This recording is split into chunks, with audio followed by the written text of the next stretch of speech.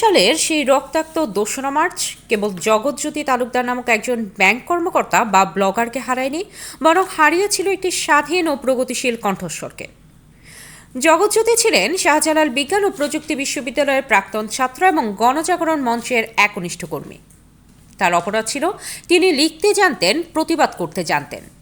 কিন্তু সেই সময়ের বাংলাদেশ একজন মুক্ত চিন্তার মানুষের জন্য কতটা অনিরাপদ ছিল তার জ্বলন্ত প্রমাণ জগৎজ্যোতির উপর চালানো সেই নৃশংস চাপাতির আঘাত।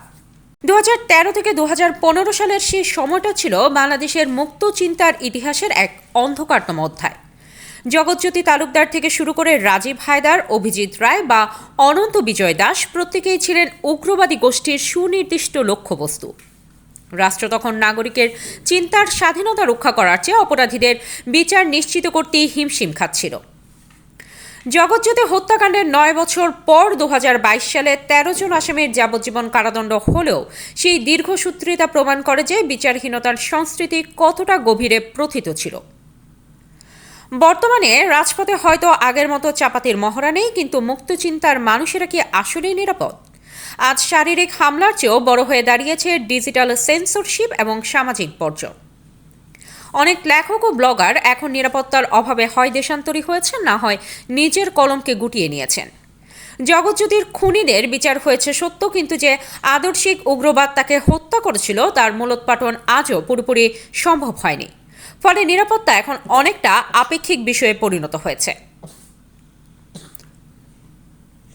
আমরা এমন একটি বাংলাদেশের স্বপ্ন দেখি যেখানে কোনো জগৎজ্যোতিকে তার লেখার জন্য প্রাণ দিতে হবে না। আগামীর বাংলাদেশে নিরাপত্তা মানে কেবল পুলিশি পাহারা নয়, বরং এমন এক রাষ্ট্র কাঠামো যেখানে ভিন্নমতকে সম্মান জানানো হবে। আমরা প্রত্যাশা করি আইনের শাসন, যেখানে অপরাধীর রাজনৈতিক বা ধর্মীয় পরিচয় ছাপিয়ে দ্রুততম সময়ে বিচার নিশ্চিত হবে। শিক্ষার প্রসার, যা মানুষের মধ্যে পরমত সহিষ্ণুতা ও যৌক্তিক চিন্তার জন্ম দেবে। ডিজিটাল নিরাপত্তা, যেখানে আইন মানুষের কণ্ঠ রোধ করতে নয়, বরং সাইবার বুলিং ও উগ্রবাদ থেকে মুক্ত চিন্তাকে সুরক্ষা দিতে ব্যবহৃত হবে। জগৎজ্যোতি তালুকদারের রক্তে ভেজা মাটি যেন আমাদের মনে করিয়ে দেয়, বিচার মানে কেবল দণ্ডদান নয়, বিচার মানে হচ্ছে এমন এক সমাজ বিনির্মাণ যেখানে কলম কখনো তলোয়ারের কাছে পরাজিত হবে না।